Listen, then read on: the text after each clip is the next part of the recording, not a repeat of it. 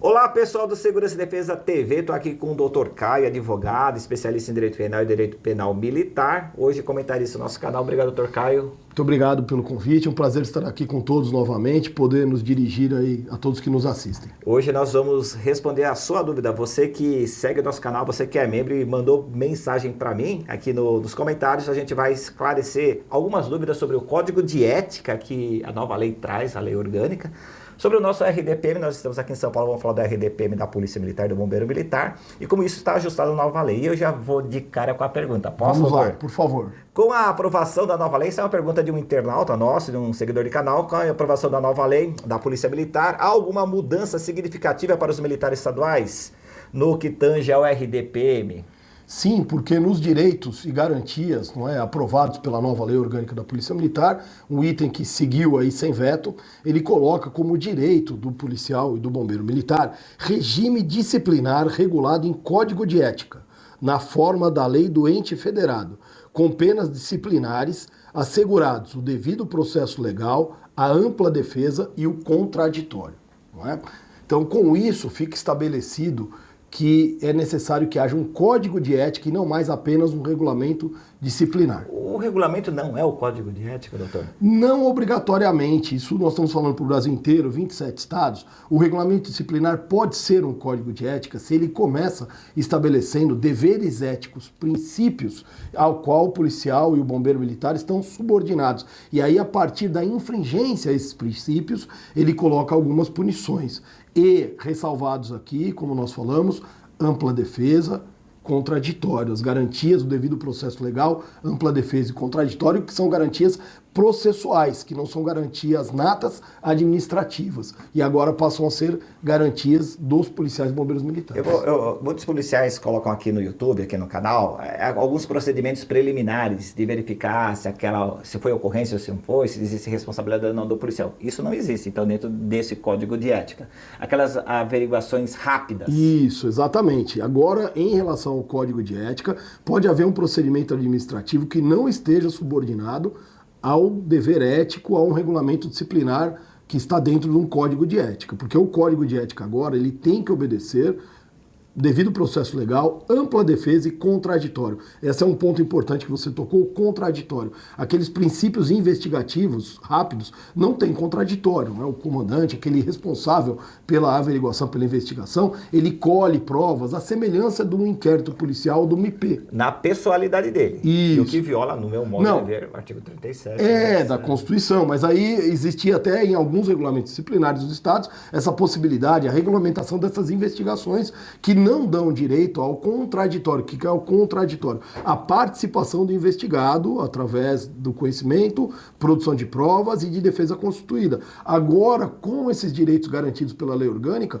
toda e qualquer apuração disciplinar tem que garantir isso ao policial ou bombeiro militar, dando muito mais segurança a ele do que está sendo averiguado, do que vai ser proposto. Eu vou falar errado, doutor, mas é só por questão do nosso policial, nosso bombeiro que está no Brasil inteiro ouvindo. Essa averiguação preliminar, essa investigação rápida, onde não se constitui prova. Como a lei não tem vacatio legis, o que está em curso tem que parar imediatamente? Eu sei que é um tema difícil, mas a gente tem que mas veja aqui. Bem, o que coloca aqui é que, de acordo com a lei do ente federativo. Então, isso não tem uma aplicabilidade imediata, mas é uma lei que exige regulamentação. Então, agora, os estados ficam obrigados a regulamentar o que está disposto na lei orgânica através da confecção de uma nova lei. Então não tem essa ordem imediata. Claro que isso pode ser buscado no mandado de segurança, numa ação judicial, mas a lei em si não tem essa determinação imediata porque ela coloca de acordo com a lei do ente federativo. Então o Estado tem que fazer uma nova lei. Claro que por compreensão da lei, teria que ser imediato, mas nós sabemos que isso vai gerar um prazo, alguns estados já se adiantaram. Mas se algum policial, algum bombeiro estivesse sendo investigado, nada mais justo no do que ele buscar suas garantias. Buscar as garantias. Exatamente, por isso que a gente falou dessa possibilidade judicial, dele buscar aí através de um mandado de segurança, através de uma ordem judicial, que sejam respeitados os direitos que a lei já lhe concedeu. Eu sou meio radical, o pessoal do vídeo sabe, por isso que eu sou editor do canal, eu tenho essa liberdade de falar. Para mim, abuso de autoridade, qualquer procedimento que não esteja em lei, porque a lei de abuso de autoridade existe. Exatamente. Né? É que alguns, como eu falei, alguns regulamentos disciplinares previam esse tipo de investigação. E agora eles não poderão mais prever sem que haja ampla defesa, contraditório e devido processo legal, mas mediante regulamentação. Nós vamos ter que aguardar que os estados, essa é uma questão acho que está ligada à pergunta inicial, então os estados terão que fazer novo código de ética? Provavelmente sim, a não ser que o estado já tenha um regulamento disciplinar que seja recepcionado pela lei orgânica, ou seja, que ele seja um código de ética. Aí o sim. da Polícia Militar de São Paulo, acho que é de 2000, é uma lei complementar 893 de 2001, né? Já Isso. mais de E ela décadas, começa, exatamente, mas ela começa falando dos direitos e deveres éticos do policial militar antes de estabelecer as punições. A questão é que ele, em parte, é recepcionado, se a gente for avaliar, mas ele não coloca lá a ampla defesa, o devido processo legal e o contraditório. Tanto que a PM de São Paulo já vinha se adiantando e há projeto de lei na Assembleia Estadual de um novo código de ética para os policiais bombeiros. Aproveita você que está assistindo, você que é de outro estado, coloca nos comentários. O seu estado, a sua polícia já tem um código de ética, né? Eu já tenho um projeto de lei, já está discutindo isso. Conta aí do seu estado nos comentários. Isso. Vou pedir para o Dr. Caio comentar o que você vai colocar aqui embaixo. Doutor, uma criação hipotética de um código de ética dos militares, nessa futura criação, essa nova criação, na criação do código de ética, você acha que ele pode avançar nas liberdades individuais frente à modernidade que vivemos hoje? Ou deve ficar preso entre as balizas, aos regulamentos previstos nas Forças Armadas? Você acha que a gente avança ou a gente se mantém dentro de uma linha militar, com os novos códigos de ética? Eu acredito que nós temos uma possibilidade de avanço, né? A lei nova, ela traz essa possibilidade de se buscar direitos e garantias ainda não preservados. Mas nós temos uma questão que a própria lei orgânica aqui, ela ressalva a prisão disciplinar. Então, nós não podemos dizer que a nova lei orgânica, apesar dela ter esses direitos e garantias, onde ela ressalva, como nós colocamos aí, a necessidade do código de ética, devido ao processo legal, ampla defesa e contraditório, que ela acabaria com a prisão disciplinar, muito pelo contrário, porque ela tem previsão expressa, ressalvadas a prisão disciplinar. Então, nós não temos obrigatoriedade de nos mantermos com aquelas punições militares tradicionais, mas existe uma possibilidade de ganho, mas isso não é obrigatório e não está determinado na lei. E uma questão que eu sempre coloco também, a gente tem que tomar muito cuidado, é que o funcionário público civil é muito pouco punido. Ele é muito pouco punido. E os funcionários das forças de defesa, até pela condição do serviço e por tudo que se sujeita no seu dia a dia na atividade operacional, estão sujeitos a serem investigados e punidos muito mais frequentemente. E se abolirmos a prisão administrativa, a prisão disciplinar e passarmos apenas para as penas restantes na esfera administrativa, que são suspensão, multa, não é? Demissão, por vezes nós podemos trocar uma questão extremamente desagradável, que é a prisão disciplinar, a permanência. Você acaba fazendo um serviço, né? Isso. É uma escala de serviço a mais, vamos falar claramente. É uma escala ou duas de serviço a mais. É isso. Isso, por uma perda de salário, por um atraso na promoção, porque, veja, uma suspensão, um dia sem fazer serviço, não é? Você tem um dia a menos de trabalho do que os demais da sua turma. Isso pode interromper. Isso interrompe promoção por antiguidade, por merecimento. Então, por vezes, a punição disciplinar, ela não é o ideal, mas a alternativa pode ser pior. Eu até queria ratificar o que o Dr. Caio está falando, porque hoje eu sou servidor civil, né? Eu era militar, sou agora na reserva, não remunerada, e realmente nós não somos tão punidos com frequência. A punição do servidor... Mas quando vem a punição, ela é pesada. Ela é pesada. 15 dias sem salário. Exatamente. Aí 15 dias sem salário, com implicações nas promoções, no avanço da carreira. E nós temos o avanço da carreira normal, assim, letras, né? O que vocês têm de graduações de pós, nós temos letras, nós temos nível. E isso interrompe, começa do zero. Do zero. Então isso é um prejuízo muito grande. Por vezes a punição disciplinar, que é, claro, muito ruim, ninguém gosta de ser punido, nenhum militar quer. Mas é melhor. Mas é uma escala extra, não é? Digamos assim, é uma escala ou duas extras, 1, 2 dias, 3 dias ali de serviço operacional. Isso é muito importante que o Dr. Caio está falando, porque você está ouvindo agora a versão de duas pessoas que têm cargo militar, né, e um cargo civil dentro dessa mudança pleiteada de não ter a prisão administrativa. Eu vejo com maus olhos, né, particularmente, acho que isso é bom para a área militar. Exatamente. O que a gente vê é o seguinte, a prisão administrativa, ela não é boa, como eu disse, ninguém quer ficar preso, ninguém quer. Só que hoje em dia ninguém mais fica preso numa cela, ninguém mais fica, não é? Diferente talvez das Forças Armadas. Do passado, e talvez das Forças Armadas. Conscritos, né? Mas nas Forças de Segurança, ele fica ali restrito ao quartel e normalmente convertido, a maioria dos estados, converte os dias de punição em dias de trabalho. Então ele coloca a farda e vai lá exercer uma atividade operacional. Porque às vezes é interno. Ou interno, administrativo. Né? Qual é a alternativa? A questão é essa. Então essa prisão é ruim. Mas qual é a alternativa? A alternativa é pior. É isso que nós costumamos dizer, né? Então a gente tem que tomar cuidado porque nós vamos acabar com as punições? Impossível. Há que haver uma punição, todos os funcionários públicos... Tem o Código Penal Militar, regulamento disciplinar, sim, mas o administrativo, ética, vai ter que haver alguma punição administrativa. Não havendo a punição administrativa dessa da prisão militar, que é convertida em escala de serviço, o que sobra?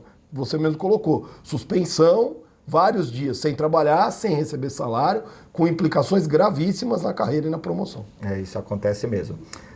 Doutor, tem mais uma perguntinha aqui do nosso internauta, diz assim, a nova lei orgânica da PM traz algum instrumento em processo administrativo quanto à ampla defesa e contraditório? Sim, ela já respondeu isso. Mas só para a gente reforçar, não é? Ela obriga que haja o devido processo legal, ampla defesa e contraditório. Não dá para a gente falar assim muito brevemente, isso dá um vídeo longo, né, para falar só desses 3 institutos, mas o devido processo legal, ou seja, né, o processo tem que seguir os ritos próprios, ele não pode atropelar fases, as coisas não podem ser feitas sem que haja a obediência a determinadas fases processuais. Ampla defesa, ou seja, o acusado, o investigado, o averiguado, ele tem o direito de acompanhar todo o processo, tem os mesmos direitos da acusação, advogado? Com ou sem advogado. Há uma súmula do Supremo que fala que não há obrigatoriedade do advogado no processo administrativo, mas é uma escolha dele, ele pode ter o advogado, pode preferir não ter, mas ele tem que ter esse direito à defesa, acompanhar todos os atos processuais e o contraditório, ou seja, a toda a prova produzida, ele tem o direito de se contrapor, ele tem o direito de também produzir as provas de sua defesa. Galera, a gente percebe a autoridade que o Dr. Caio tem aqui nessa parte do direito administrativo, direito penal militar. Se tiver alguma dúvida, o contato do Dr. Caio está aqui embaixo, faça contato com ele diretamente no WhatsApp. Para a gente finalizar o vídeo. Qual o grande avanço da nova lei orgânica da Polícia Militar? No seu olhar, o que você acha que ela trouxe de bom, né? Trouxe de avanço e o que ela trouxe também de retrocesso, já que é uma lei criticada por ter algumas décadas. Eu acho que é uma lei muito boa, não é? Primeiro porque é a primeira lei orgânica da Polícia Militar, ela vem revogar e substituir, né, o Decreto-Lei 667, muito antigo, muito ultrapassado, feito na época... Totalmente remendado. Hoje, totalmente remendado e feito pelo governo militar, numa época em que existia realmente um comando do Exército sobre as forças militares estaduais. Ainda existe, né? O tal de EGP. Mas hoje muito, não é, já bem apagada. Né? Mais flexível. Muito flexível e hoje, assim, um controle muito administrativo. Mas na época da Lei 667 era uma questão muito direta, não é? Muito obrigatória. E isso traz para nós garantias muito claras de cargo, de função, de postos e graduações, do ingresso na carreira, do nível superior.